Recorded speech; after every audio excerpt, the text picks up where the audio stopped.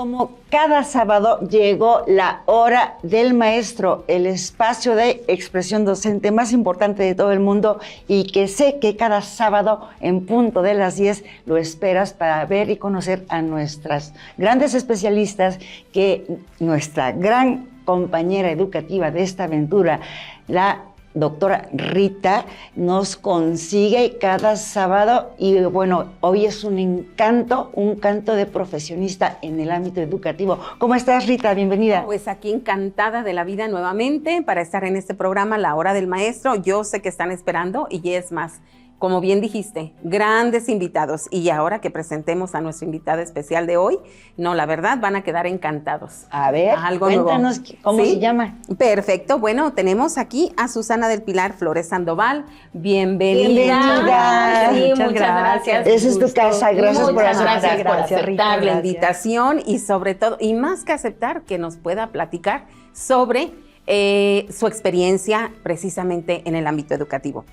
Vamos a empezar con algo que yo creo que también a ustedes les va a llamar la atención, porque Susi, ¿verdad? Como le decimos de cariño, es niñezóloga desde 1991. ¿Habían escuchado ese término? Yo no, Pues, niñezóloga. Niñezóloga. ¿De qué se trata, Susi? Que nos platique. Muchas gracias. Pues la niñezología es un enfoque. Niñezología. ¿Desde Así cuándo es. es ese término? No, bueno, ya tiene desde cerca de los 90, a partir de la Declaración Universal de los Derechos de la Niñez, la Convención Internacional de los Derechos de la Niñez.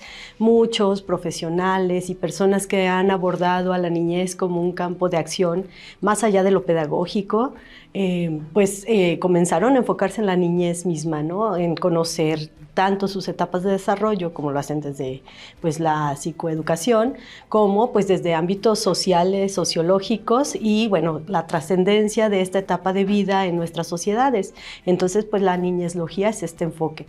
Muchas personas alrededor del mundo han comenzado, digamos, a separar el término de otros términos que tradicionalmente abordan a la niñez, como la educación o la pediatría o ese tipo de cuestiones. Pues la niñezología es un poco un enfoque más amplio.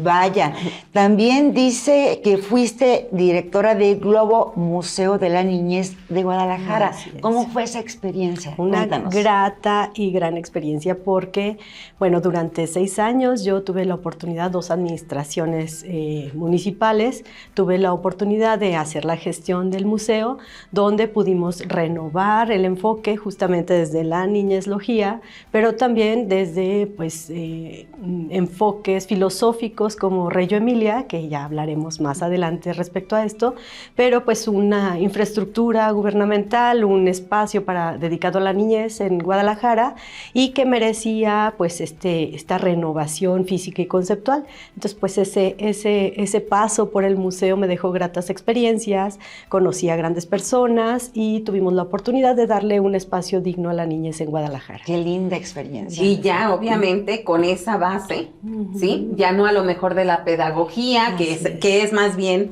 los términos que conocemos, sino ahora con la niñezología, ¿verdad? Entonces, ya con eso. Ya agregamos una palabra nueva más a nuestro diccionario. Así es. Bueno, aquí también nos comentas que creaste e impulsaste el Centro Cultural Independiente Exqueen, ¿sí? Que es un espacio para la generación de cultura de la niñez desde el nacimiento. A ver, platícanos. Pues en sintonía con este enfoque filosófico de la niñez en Reggio Emilia, pues los niños y las niñas son ciudadanos desde su primer momento. Entonces, pues los niños y las niñas muy pequeños suelen estar muy determinados por lo comercial, ¿no? Cuando somos nuevos padres y nuevas madres, tenemos un mundo por descubrir, queremos darle todo lo mejor a nuestros niños y niñas. El asunto es que no sabemos cómo. Y ahí entra toda la parte comercial, toda la mercadotecnia, todo lo que tienes que comprar para que este niño esté seguro, crezca. Hay muchos modelos donde te ofrecen para que se desarrolle. Entonces, este centro cultural para bebés y para todos los niños de todas las edades, pero específicamente con bebés, era dar una opción, una alternativa a las guarderías tradicionales.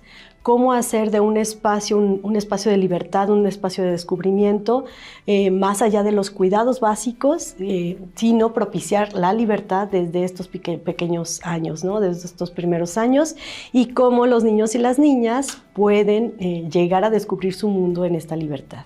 Bueno, es evidente que te encantan los niños y los retos para que los niños tengan nuevos espacios más adecuados e innovadores, porque también impulsaste Raíz y Fronda, una comunidad de niñez desescolarizada que toma el espacio público como espacio educador y de desarrollo social. Así es. Cuéntanos. Pues, conforme la experiencia me fue dando pues más información y tuve la oportunidad de pues cuestionarme muchas de las situaciones que vivíamos en relación a la niñez, que los limitábamos a la esfera de lo doméstico y a la esfera de lo escolar como los dos únicos espacios de desarrollo. Pues la pandemia nos vino a dar una gran lección a todos, ¿no? La escuela entró en crisis, el hogar entró en crisis también, ¿no? Por esta reclusión de alguna manera. Y bueno, pues la niñez, que solamente estaba confinada a estas dos esferas de desarrollo, era de alguna manera silenciada, porque fuera de la casa o fuera de la escuela no había espacios donde ellos pudieran hacerse evidente, ¿no? La niñez se hiciera evidente. Entonces, bueno, pues a partir de esa experiencia comenzamos a generar una comunidad de padres, madres de familia, los niños que de alguna manera ya vivían una crisis escolar y que pues la pandemia de alguna manera los hizo cuestionarse si era el camino que querían seguir para educarse. Y bueno, pues juntos creamos esta comunidad Raíz y Fronda, que tiene justamente como espacios educativos y de desarrollo toda la ciudad. Entonces nosotros somos itinerantes, partimos desde los espacios públicos como un espacio educador, la ciudad como un espacio educador, y a la vez cumplimos pues el cometido de hacer visible a la niñez en sociedad. No estamos acostumbrados a ver a niños y a niñas acompañados de alguien que no sea su familiar o su maestro, y entonces que estos niños y niñas comiencen a tomar la ciudad, a hacerse autónomos, usuarios de esta ciudad, de estos espacios, aprender a desarrollarse en cualquier lugar que se encuentre, sin esta necesidad de ser conducidos.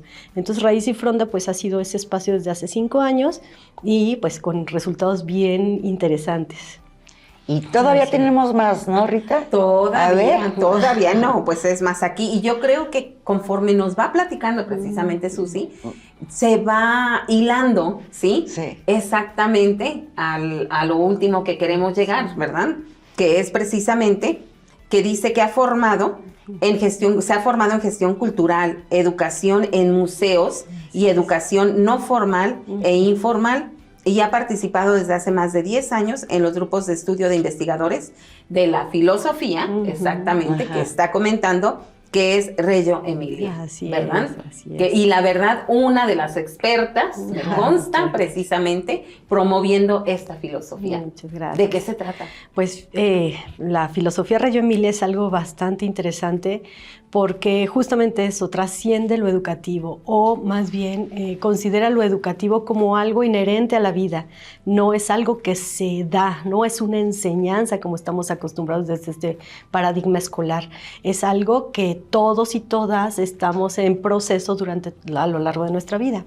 Y enfocándose en la niñez, pues grandes pensadores de esta ciudad italiana, Reggio Emilia, que vivieron una gran crisis después de la Segunda Guerra Mundial, bueno, durante la guerra y después de la guerra, pues tuvieron la oportunidad de valorar estos espacios para la niñez, generando un nuevo tipo de escuela basado en un nuevo paradigma.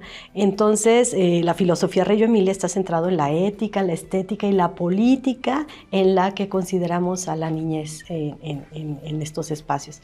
Entonces, bueno, pues la filosofía Reggio Emilia es apasionante porque nos da justamente la posibilidad a los adultos que estamos acompañando a la niñez en estas etapas de vida a pues cuestionarnos, darnos cuenta que no somos el punto de interés, sino la niñez, niñez y nosotros prepararnos lo suficiente para ser adultos ejemplares, que no quiere decir que no nos equivoquemos, que seamos infalibles, sino que tengamos la posibilidad de darnos cuenta que nuestra humanidad muestra a la niñez el camino.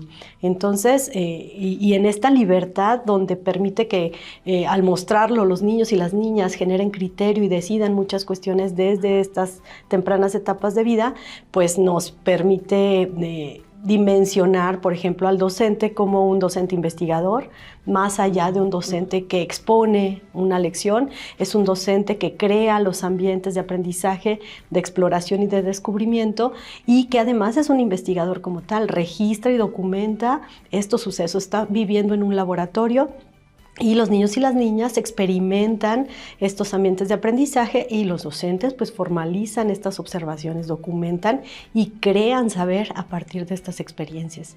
Y bueno, muchísimos otros puntos que Reggio Emilia tiene una riqueza impresionante de, bueno, pues de todo este conocimiento. Pero es una filosofía nada más enfocada a niños.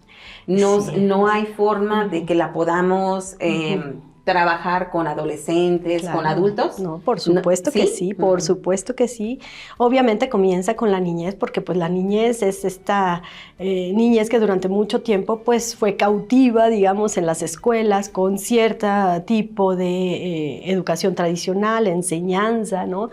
Pensando en enseñanza siempre antes que el aprendizaje y pues de alguna manera comenzó, esto es muy linda, la experiencia en Reggio Emilia es muy linda porque justo comenzó donde sí se podía, ¿no? Creo que muchos de la frustración que vivimos como maestros y maestras es que no puedes muchas cosas, que estás limitado de muchas cosas. Y entonces la lección que nos da Reggio Emilia es dónde sí, en dónde sí se puede. No puedes todo esto, pero dónde sí comienzas, ¿no? Entonces Reggio Emilia comenzó justamente con los bebés, donde no estaban dentro de un sistema escolar, donde todavía había mucho por descubrir y comenzó atendiendo a estos bebés, ¿no? Niños y niñas de muy pequeños, de maternal o educación inicial, se puede decir, creando espacios donde podrían observarse cada vez mejor qué pasaba con estos niños y estas niñas. Y poco a poco, obviamente, y a lo largo de los años tiene más de, pues, 60, 70 años ya experimentando con esto, pues ha comenzado a escalar, digamos, en las diferentes etapas de las personas.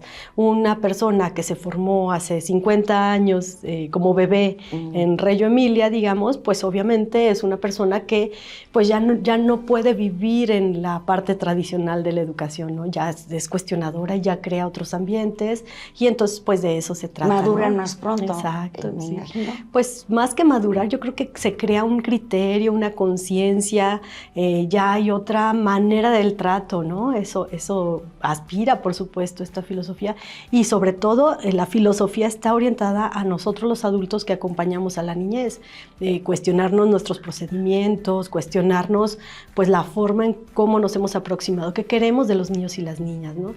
Más de una vez he escuchado personas que me dicen, ¿y por qué queremos niños y niñas libres? ¿Por qué queremos niños y niñas con criterio? Con que sean obedientes ya es suficiente, pero eso ha sido lo que ha prevalecido y lo que nos tiene ahorita como sociedad en esta gran crisis.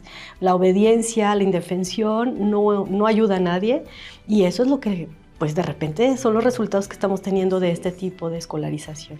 Susi, pues realmente un currículum excepcional. Muchísimas felicidades y ahorita viene lo más interesante. Rita, querido público, se los prometimos. Esta hora del maestro se va a poner más interesante cada vez. Vamos a nuestro primer corte y regresamos con más preguntas para Susi. Él es rudo. Y ella es Adriana García.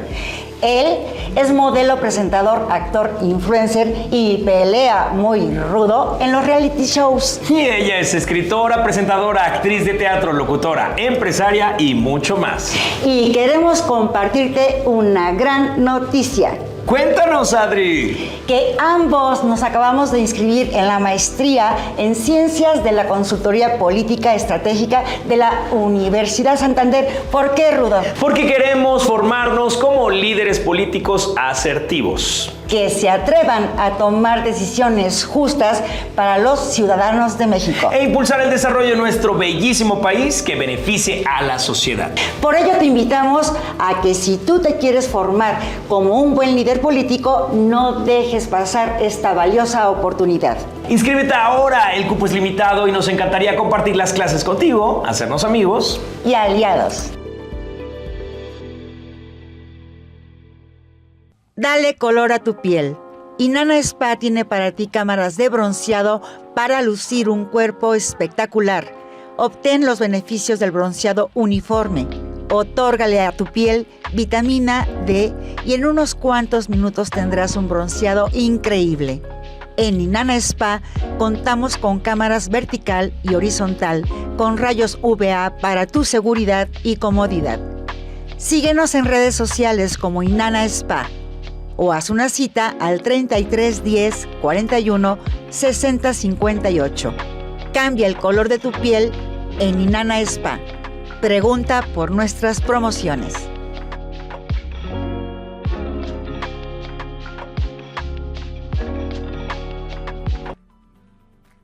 Perfecto, pues regresamos a nuestro programa de la Hora del Maestro con Susi del Pilar, que realmente nos tiene así como que no queremos ni irnos al corte, ¿verdad? Porque queremos seguir escuchándola. Pues ahora vamos a platicar con ella, vamos a ver cuál es el tema.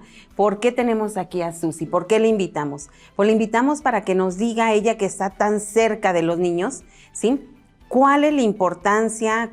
¿Qué está pasando con los niños? Que ya no hay esa lectura y comprensión, ¿sí? ¿Cuál es ese proceso? Entonces vamos a empezar con Susi con algunas preguntas para que nos aclare el tema, ¿sí? De esto de la lectocomprensión, ¿sí? Que nos diga primero qué es la lectocomprensión. Muy bien, muchas gracias. Bueno, pues la lectura, para empezar, son dos palabras juntas, es muy bonito este término, porque, bueno, pues la lectura, ¿no? Hay habilidades comunicativas que adquirimos como humanos para justamente enfrentarnos al mundo, comprender el mundo. Esto comienza desde que nacemos y pues esta primera habilidad es la escucha. Un bebé escucha por sobre todo, ¿no? Es lo primordial. Aprende a escuchar su entorno desde estando incluso en el vientre materno, ya escucha. Entonces, este es el primer rasgo. El segundo es hablar, ¿no? Y esto se aprende por imitación totalmente. Sí. Hablar, el lenguaje oral, se aprende por todo lo que ha escuchado, empieza a generar sus palabras desde muy pequeñito y en esa misma lógica tendría que ser el desarrollo de la lengua escrita. En esta sociedad alfabetizada que vivimos, donde todo está escrito, hay letreros por todas partes, hay libros, manuales, todo está escrito, pues nuestros niños y nuestras niñas están inmersas en esta cultura de la lectura. Entonces, el siguiente habilidad, digamos, que se adquiere es la lectura. Y hasta el final la escritura, porque implica un desarrollo psicomotriz que a cierta edad ya está, digamos, adquirida, ¿no? Y bueno, pues la escucha, el habla, la lectura y la escritura, pues son maneras de aproximarse al mundo, son herramientas, la primera de percepción y esto detona pues una serie de habilidades que los niños y las niñas van adquiriendo a lo largo de la vida.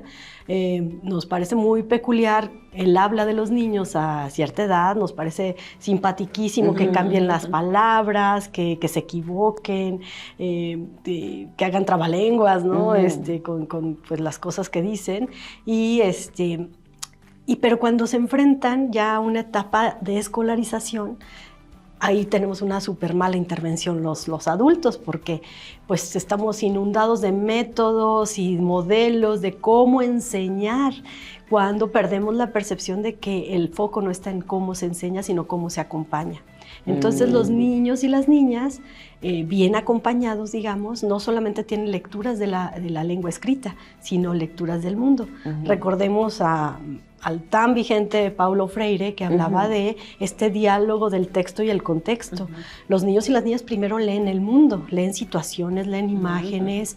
Esta es su primera lectura. Y por supuesto que la comprenden. Comprensión, pues es eso, entender, descifrar, interpretar lo que vemos, ¿no?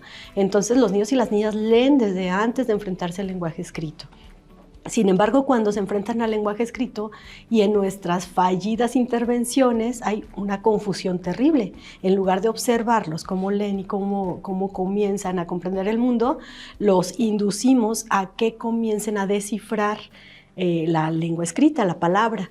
Entonces hay muchos modelos, el modelo silábico, el modelo fonético, el modelo global, hay muchísimos modelos y pues en esta confusión, incluso imposición, porque algo que dialogaba con mi hija cuando veníamos de camino era ¿por qué sabemos o creemos que los niños y las niñas antes de los 6 años o a partir de los 6 años ya deben leer? ¿Quién dijo? ¿Por qué? Yo. En casa mi madre me enseñó a mis hermanos y a mí a escribir, y cuando se aceptaban a mi edad los niños de 5 años, ahora ya no se aceptan a esa edad. En primaria ya sabía yo de 5 años leer y escribir y me encantaba. Así es, así es. Hay muchísimos investigadores, uno de ellos es Glenn Doman, que incluso él propone un método que está interesante conocerlo, un método donde los bebés a partir de 8 meses ya leen. Y está comprobado. Ay, eso no lo sabía. Comprobado. El método Doman le llaman. Es un método muy lindo, muy orgánico, donde es eso, lo que les digo, estamos en una cultura alfabetizada. Lo único que se hace es permitirle a los niños que tengan este encuentro con el lenguaje escrito a partir de las cosas que le interesan. Yo tengo también la experiencia con mis hijas pequeñas. Yo a Inés la mayor, en el vapor de la regadera, le escribía su nombre, por supuesto. Que siempre la lectura parte del nombre propio. Y a partir de reconocer sus letras, le mostraba yo palabras que a mí me gustaban y que me parecían prácticas y sencillas, como oso, ojo, papá, mamá. Fueron sus 5 palabras detonantes, digamos, ¿no? Entonces, pues yo jugaba con ella esto en la regadera. Y me sorprendió que a los días íbamos yo conduciendo ella en su sillita y me dice, mira mamá, ahí dice ojo. Y volteo y era un letrero que decía piojo. Pero por supuesto reconoció. No pudo leer pío, pero ojo, sí. Así es, y tenía 2 años. Entonces, yo soy la primera evidencia de que esto funciona. O sea, los niños y las niñas están orgánicamente preparados para el aprendizaje, siempre y cuando, pues eso, ¿no? Estén en inmersión y tengan, pues digamos, el interés, ¿no? Inicial. Y bueno, pues hay muchos investigadores que han estudiado este fenómeno, pero en las escuelas, en los preescolares, se sigue pensando que tienen que aprender todos, todo al mismo tiempo, cuando no todos los niños están en esa misma sintonía. Ni tienen la misma capacidad. Así es. Capacidad posiblemente sí, pero contexto quizá no. No es lo Exacto. mismo Sí. un niño o una niña que desde muy pequeñito su mamá le lee o su papá le lee un cuento desde a la hora de dormir, que a un niño y una niña que no tienen esta experiencia, ¿no? Entonces no les podemos exigir lo mismo. ¿Y qué pasa cuando se escolarizan? Pues hay diferencias y se empiezan a hacer evidentes estas diferencias, y en lugar de educar para la diversidad, pues educamos para la uniformidad, ¿no? Entonces ahí comienza a haber serios conflictos. Si a mí me dicen no sabes leer y tu compañera sí sabe leer a cierta edad, pues obviamente emocionalmente me predispone a pues no tener aptitud de la lectura. Tampoco, ¿verdad? Se desmotiva Es obviamente correcto. con esa retroalimentación negativa en vez de que sea positiva para poder y aunque sea el maestro o la maestra más bondadoso, más afectivo, pues hay una diferencia notable, ¿no? Entonces, pues no hay prisa. La educación tiene que comenzar a cambiar de paradigma y saber que no hay prisa. Actuamos así, estamos, digamos, funciona la escolarización de niveles porque la prisa está en que sean funcionales para seguir adquiriendo conocimientos que los van a preparar para un trabajo en la vida, pero no, digamos, no hay evidencia de que esto realmente mejore su calidad de vida. Entonces hay un atropellamiento del proceso natural de la niñez. Hablando de datos crudos, porque aquí en la hora del maestro decimos la verdad y nuestros especialistas ayudan a nuestros maestros que nos ven en esta hora, recomendaciones de cómo mejorar sus habilidades educativas o de impartir educación, ¿no? México, solo en nuestro país. ¿Cuál es el reto de la Secretaría de Educación desde la formación de sus maestros en la normal o en alguna universidad como licenciados en educación o pedagogía, para capacitarlas y especializarlas en una lectoescritura de comprensión asertiva? Así es, como la que estás proponiendo tú. Es que es todo un sistema, te voy a ser honesta. Cuando se habla de inversión en educación en un sistema nacional, pues generalmente se habla esto, ¿no? Invertir en la capacitación de los futuros docentes, invertir en la infraestructura, escuelas, capacidad, etcétera. Pero no se habla de que uno de los principales obstáculos para que haya una educación eficaz en las escuelas es que no deben ser masivas. O sea, los grupos escolares de más de 20 niños, o sea, obviamente es imposible que un docente esté centrado en el proceso diverso de cada uno de sus niños. Entonces, la verdadera inversión en educación es desmasificar. Todo el Estado tiene la obligación de proveer esta educación a través de las escuelas, que ha sido el medio, digamos, práctico y tradicional que existe. Hay muchísimas otras maneras de educar, quiero decir, fuera de la escuela. Hay muchísimas personas que nos hemos educado muchísimo tiempo fuera de la escuela. Hace un ratito, en la conversación informal que teníamos, preguntamos, ¿dónde nos formamos como niñezólogos, no? Pues, ¿dónde? En esta educación no formal e informal, donde hay una amplitud de paradigmas en el mundo que necesitamos conocer para entonces crear nuestros propios modelos y métodos. El asunto es que, pues, la escuela no le da la respuesta oportuna ni para los maestros ni para los niños. Podemos tener a los maestros más capacitados, con toda la vocación del mundo, pero entran a un sistema con una serie de condiciones, entre ellas un aula masiva, un aula limitada, las 4 paredes, una serie de requisitos curriculares que están fuera totalmente del interés de la niñez y, por lo tanto, un montón de burocracia que un maestro debe cumplir. Entonces, el maestro con más vocación o termina saliéndose del sistema, termina renunciando. ¿Cuántos maestros luminosos y pues bastante interesantes hemos visto que dejan de ser maestros porque pues el mismo sistema no les permite? Hay una frustración constante. Entonces, no es tanto una cuestión de capacitación, es una cuestión de darnos cuenta cómo el sistema ya no está siendo funcional, sigue trabajando como hace 60 años prácticamente, y podemos tener nuevos modelos educativos y nuevas escuelas y nuevos paradigmas que están contradiciendo todas las formas en las que estamos operando en la realidad. Entonces, realmente esto es sistémico, es una cuestión sistémica que necesita ser cuestionada. Un poco raíz y fronda es esto, ¿no? El cómo sí, qué oportunidad hay fuera del sistema de evidenciar cómo niños y niñas pueden cumplir todo lo que requieren, tanto académicamente como educativamente, que lo educativo no es necesariamente lo académico, y terminan siendo hombres y mujeres funcionales, de bien y con un futuro muy, muy provisorio fuera de la escuela, fuera de las aulas, ¿no? Que creo que nosotros, quiero decirles, nuestro país vive en condiciones maravillosas dentro de lo que cabe, porque en otros países desescolarizar está penalizado. Sí. En otros países es impensable que cualquier persona se forme en canales no tradicionales fuera de la escuela, ¿no? Y entonces, pues nuestro país tiene todavía estas oportunidades. Creo que lo que nos toca hacer como adultos impulsores de una forma nueva de educarse, pues es hacer evidente cómo sí hay otras formas y cómo este sistema ya no está siendo funcional.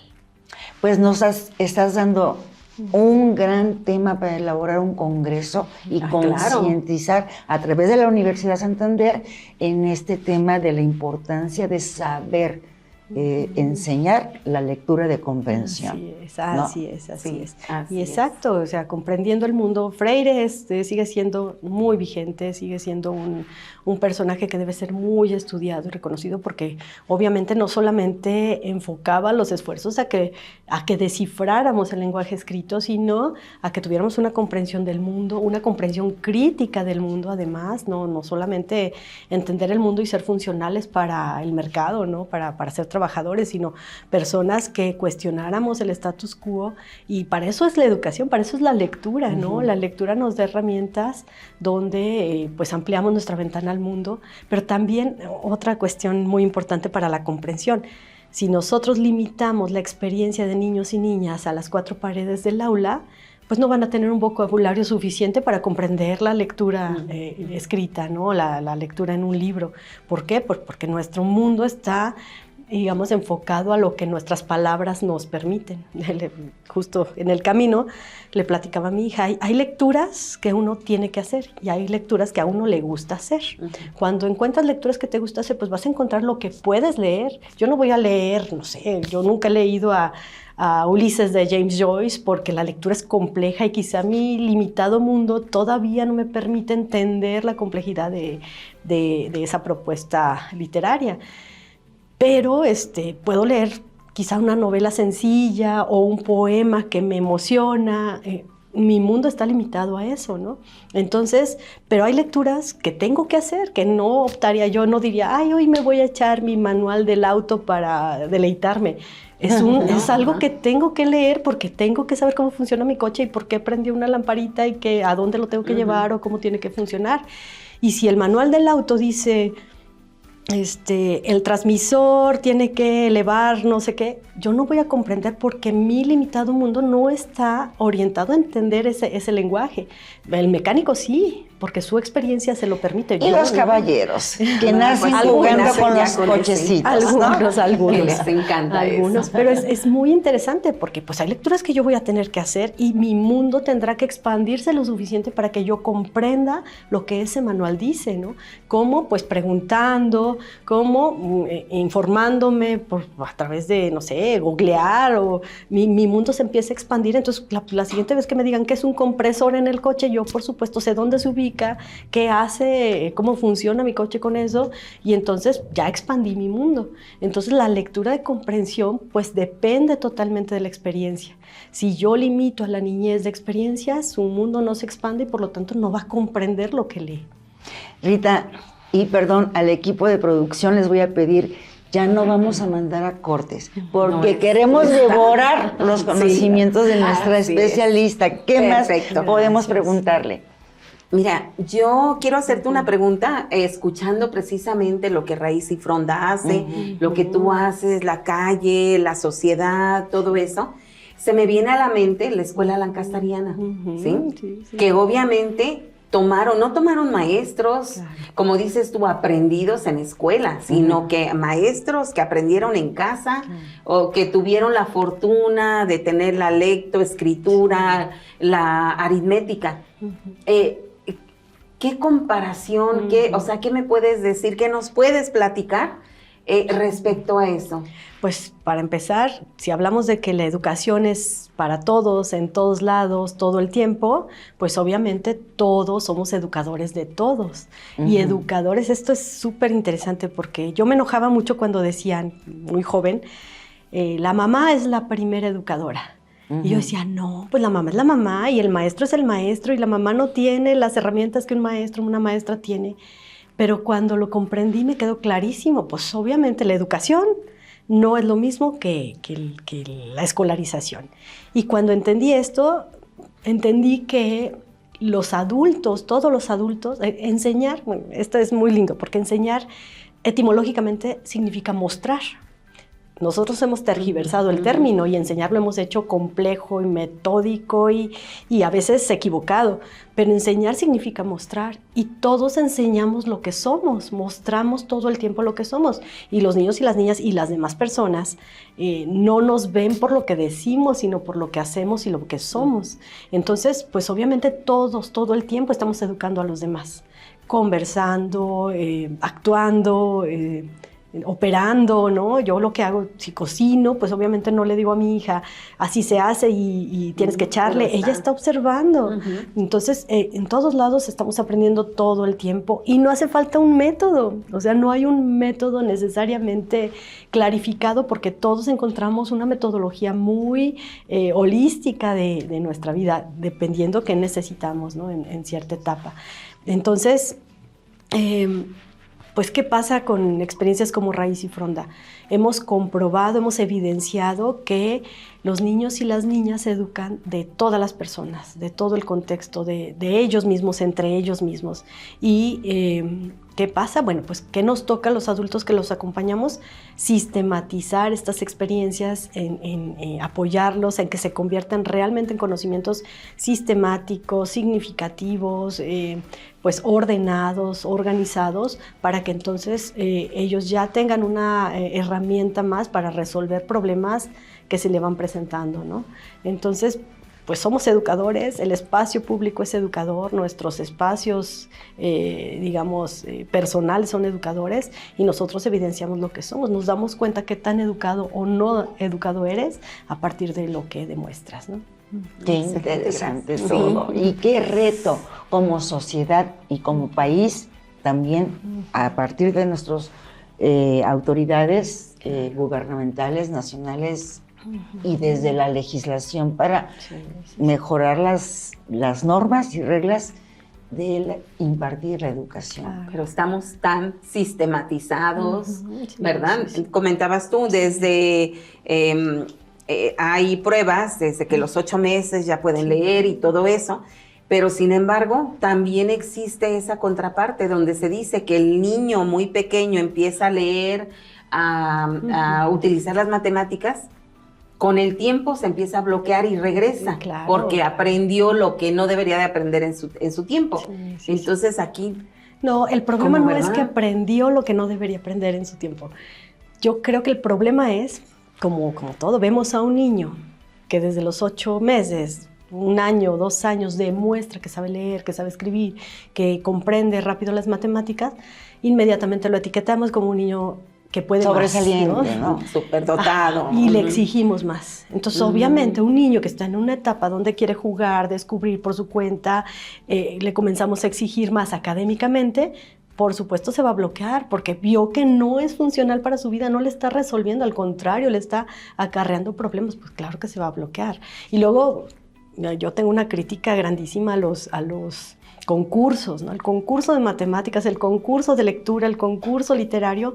¿Por qué? Porque implica pues una exigencia, presión, un solo ganador por sobre un montón de niños que demostraron habilidades. ¿Verdad? Exacto, entonces sí es una desigualdad terrible por más... Los enseñan tan chiquitos a competir. A competir. ¿No? Y no a saber manejar los egos desde muy pequeños. Exacto. Entonces nuestro conflicto es con ese sistema, no porque los niños y las niñas no puedan o no tengan que aprender muy tempranamente. Si está preparado, va a aprender. El problema es cómo los adultos nos enfocamos ante esas evidencias, ¿no? ¿Qué hacemos? Por eso la niñezología es tan importante, porque entonces no es cuestionarnos o no es solo ver al niño y a la niña qué hace, sino cuestionar nuestras acciones como adulto frente a esto que los niños y las niñas van a estar evidenciando. Voy a hacer otra pregunta para ver si la podemos comparar o reflexionar. Osho está de la India, budista, está en contra de la educación. En muchos de sus libros comenta que el niño no aprende en la escuela, que si el salón de clases tiene ventanas y la maestra está en el pizarrón enseñando algo, el niño se aburre y de repente voltea a la ventana a ver el pajarito que se paró en el alambre y que está haciendo sus actividades o comiendo y demás, ¿no? Y que a través de lo que comentabas tú, que el niño aprende con los sentidos y la observación, entonces el maestro lo regaña porque no está poniendo atención al pizarrón con un conocimiento que al niño no le interesa. Al niño le interesa conocer más lo que hace un pajarito, pone el ejemplo. ¿Qué nos comentas al respecto? Bueno, de entrada, y es bien importante que distingamos conceptos. Sí. A lo mejor él no está en contra de la educación, está en contra de la escolarización, tal y como la conocemos. Y el problema sí, realmente es, somos productivistas, digamos, ¿no? Queremos que los niños produzcan y produzcan, ¿qué? Conocimiento y desde más temprano mejor, pero no a sus tiempos, no resolviendo. Todos aprendemos para resolver, siempre, cualquier situación. Pero si a mí me enseñan algo, a mí me muestran algo para que yo resuelva algo que no es mi problema, no me interesa, se vuelve solamente una cuestión informativa. Y pues la información se olvida para empezar, ¿no? Y si el mundo está fuera de esas cuatro paredes y mis problemas, mis situaciones, todo lo que voy a tener interés de conocer y resolver está allá afuera, ¿por qué seguimos teniendo y manteniendo a una etapa de vida tan fundamental en esta restricción, ¿no? Y no solamente son las cuatro paredes del aula, es el diseño escolar en general, ¿no? Como no corras, no grites, no hables, no comas, o sea, todas estas restricciones que evidentemente es por comodidad de nosotros los adultos que estamos en relación con los niños. Que no corras es para que no se caiga, entonces no haya problemas y entonces no le duela, pero también yo no tenga que preocuparme por esa situación. Entonces son muchísimas cuestiones. Un niño sube un árbol y va a experimentar el subirse a un árbol. Nosotros en Raíz y Fronda estamos gran parte de los días en contacto con la naturaleza y es una maravilla porque para empezar pues no puede existir currícula, no puedo yo planificar lo que vamos a hacer al día siguiente porque el bosque nos recibe con otra cuestión. Si teníamos pensado regresar a la cañada, hacer un barquito de papel y que navegara, exacto, porque pues ese era el plan que los niños tenían y yo llevo el material y resulta que una tarde antes hubo una lluvia tremenda que se cayeron cerca de 30 árboles donde estamos siempre y entonces pues ya olvídate de la cañada, ahora lo interesante es todos estos árboles que se cayeron, el aroma que desprenden, el subirse a un árbol caído, un tronco enorme que cruzaba la cañada, entonces pues son exploraciones que necesitan hacer, entonces no puede haber currícula y cuando entendemos esto, nos damos cuenta que lo que está pasando en la escuela es una artificialidad que atropella todas las posibilidades de descubrimiento que los niños y las niñas pueden obtener, ¿no? Actualmente, ¿en qué te desempeñas? Para que, ¿dónde te encontramos? Si tienes algunas redes donde des algunos consejos, que la puedas compartir con nuestro público. Muchas gracias. Que también nos explique, que también nos explique, nos cuente de qué se todavía trata. no nos vamos, por eso no mandé anuncio, pero quiero que nos diga dónde la ubicamos para acercarnos a ella o a nuestros niños a ella. Claro que sí, pues actualmente yo impulso esta comunidad desescolarizada, educolaborativa, llamada Raíz y Fronda, y está en Guadalajara, Jalisco, estamos en diferentes espacios públicos, en el Bosque de los Colomos, pero en la biblioteca pública, pero en los diferentes museos, salimos a las zonas arqueológicas, todo el tiempo estamos en movimiento, es una pequeña comunidad, esto es muy importante decirlo porque, como se los comenté, pues la masividad es uno de los principales problemas para crear comunidad, ¿no? Pues nos ponemos de acuerdo muy bien nosotras tres, pero ya se agregan otros 5 y ya nos cuesta más trabajo ponernos de acuerdo, ya se agregan otros más. ¿Cuántos colaboradores conforman Sí, esta? soy yo únicamente, soy ¿Tú yo la solita? Impulsora. ¿Y cuántos niños recibes? Así es. Ahorita estamos 6 familias en Raíz y Fronda con sus respectivos niños y niñas, algunos hermanitos, pero el máximo que Raíz y Fronda puede tener como niños cotidianos son 10 niños y niñas. Entonces realmente esto es hormiga y ha sido muy expansivo porque somos una comunidad tan pequeñita haciendo algo tan diferente que ha tenido resonancia en múltiples lugares. Hace un año estuve en Brasil, invitada por la Fundación Rayo Children, justamente para compartir esta experiencia de comunidad, y a mí me parecía completamente sorprendente cómo se enteran en Italia y me invitan a Brasil a hablar de una experiencia de 10 familias, ¿no?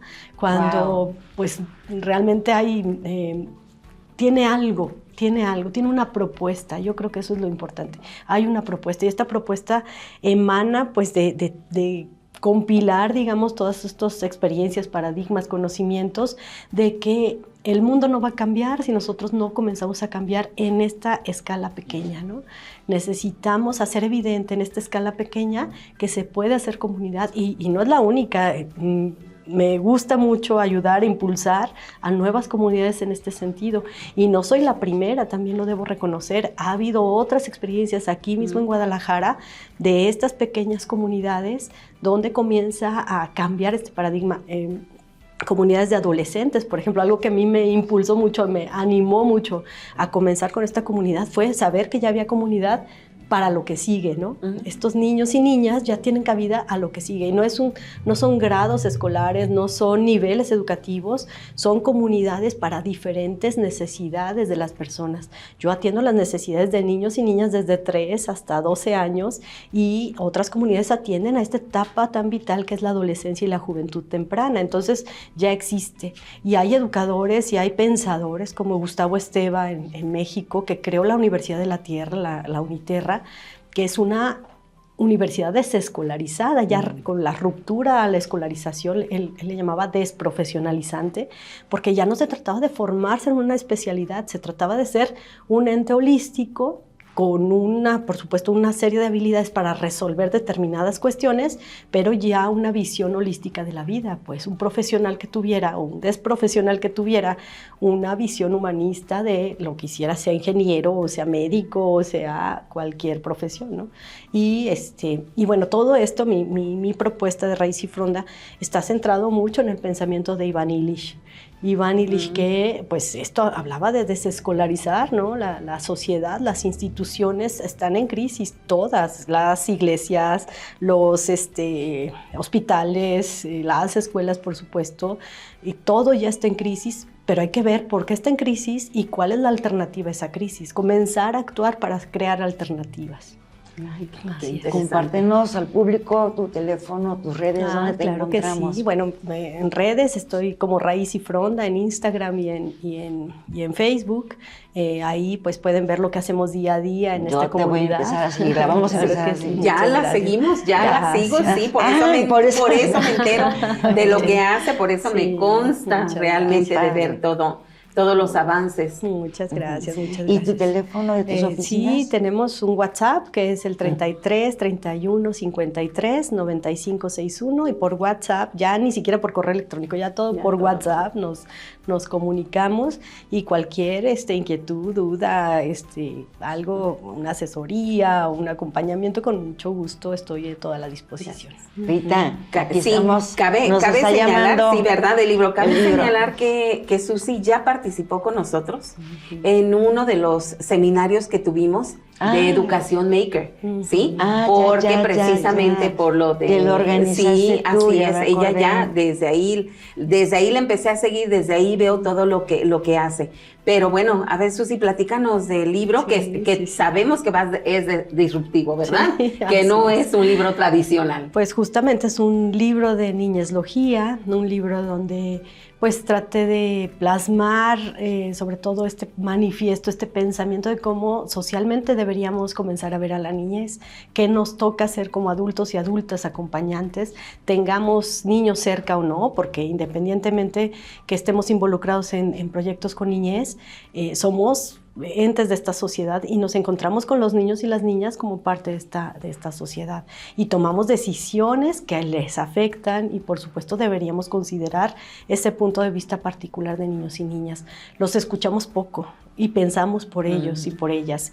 Entonces es momento pues comenzar a pensar a la niñez desde otras perspectivas y un poco pues La Oreja Verde es eso, ¿no? Y el nombre del libro, La Oreja Verde, tiene que ver con un poema de Gianni Rodari, donde nos habla que, bueno, pues cuando somos pequeños somos todos verdes y nuevos, somos unos nuevos brotes. Conforme vamos creciendo, pues se nos va quitando esta frescura y la oreja verde es la propuesta de conservar una oreja de escucha, una oreja fresca, para para seguir en sintonía con la niñez. Mira qué interesante. Sí, así es un libro, es una serie de ensayos, es sobre todo esto, un manifiesto, una propuesta, y bueno, pues está nuevecito. ¿Dónde lo recién editado. conseguimos? Pues está por presentarse el próximo 22 de agosto en la librería Carlos Fuentes, Mira, de la Universidad hay que de estar ahí. Guadalajara, y pues a partir de ahí ya veremos diferentes puntos de venta, y si no, conmigo en el WhatsApp.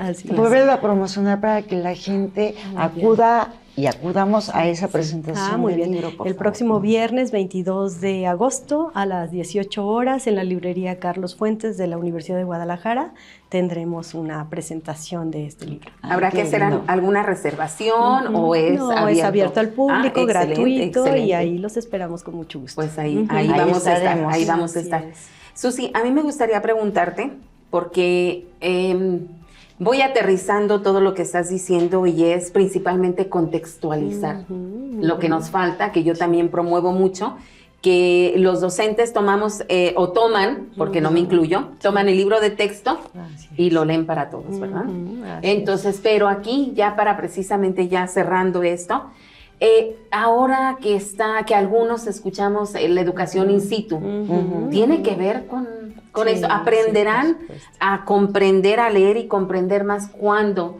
la impartición de clase o la sesión Sí, o como sí. se le pueda llamar Así es. es in situ. Sí, totalmente. Pues lo hablaba hace un momento, ¿no? Ampliar las experiencias nos permitirá comprender las situaciones. Si en el enfoque Reggio Emilia, ¿no? Es generar estos ambientes de conocimiento, estos escenarios, digamos. Si yo voy a hablar, un poco lo hablabas, ¿no? El pajarito cantando en la ventana. Si yo voy a hablar de naturaleza, pues obviamente los tengo que llevar a un sitio de naturaleza, y además preparo todo un contexto donde tengo libros sobre naturaleza, pero además tengo cosas que hacer, ¿no? En respecto al arte y la naturaleza como un lenguaje y un vehículo de conocimiento. Y entonces, a través de estos múltiples lenguajes, por supuesto, algo, no todo, posiblemente algo les será significativo, y algún conocimiento comenzará a construirse en esto de andamiaje que requerimos para generar conocimientos cada vez más complejos. Una última pregunta antes de que se me escape, porque desde hace rato te la quiero hacer, pero te dejo hablar y me voy a otra pregunta porque está muy interesante. ¿Verdad? Eres un estuche de Gracias, monerías gracias. educativas. Para que la gente lo sepa, ¿con qué frecuencias tú haces estas comunidades y los sacas a la calle a aprender? Así es. Me imagino que no es diaria, y como no es oficial, es la escuela o la educación libre, ¿cómo es la dinámica ahí? Sí, pues esta es una alternativa a la escuela. Son una comunidad de niños y niñas que ya se salieron de la escuela y que van en sustitución a la escuela de lunes a viernes de 8:30 de la mañana a 1:30 de la tarde a estas experiencias. A ver, niños que ya se salieron Así de la es. escuela, ¿Y Así es. cómo ¿Por se qué? avala? O a ver. Exacto. Bueno, número uno, hay que pensar para qué nos avalamos en estos tiempos donde un documento ya no es tan funcional, ¿no? Eso por un lado. Hay mucho que hablar, y lástima que fue al final, porque esto de la desescolarización es un tema que da para muchísimo. Ese es otro programa. Exacto. ¿Cómo lo tenemos vamos que a volver dejar a así? venir Sí, porque claro. es otro tema, Claro, es otro con programa. muchísimo gusto. Pero para cerrar Así, este rapidísimo. comentario rapidísimo. En esta situación nosotros, bueno, ya les platicaba que hay otras comunidades también desescolarizadas que atienden a estos estudiantes, adolescentes, jóvenes tempranos, que pasan estas etapas. Para entrar a esas comunidades no requieres un documento, y así vas llevándolo etapa tras etapa. Yo soy una mamá que viví la desescolarización con mi hija más pequeña. La hija mayor, bueno, ya estaba escolarizada y terminó todas sus etapas escolarizadas, pero la más pequeña no. Ella deja la escuela en 3er grado de primaria, entra a una comunidad también parecida a esta, aún con rasgos escolares, pero digamos sin acreditación frente al sistema educativo, y termina esa etapa sin un documento. Continúa en otras comunidades para adolescentes y jóvenes sin el documento, digamos el equivalente a secundaria y preparatoria, sin ser secundaria y preparatoria y sin esos esquemas, y termina secundaria.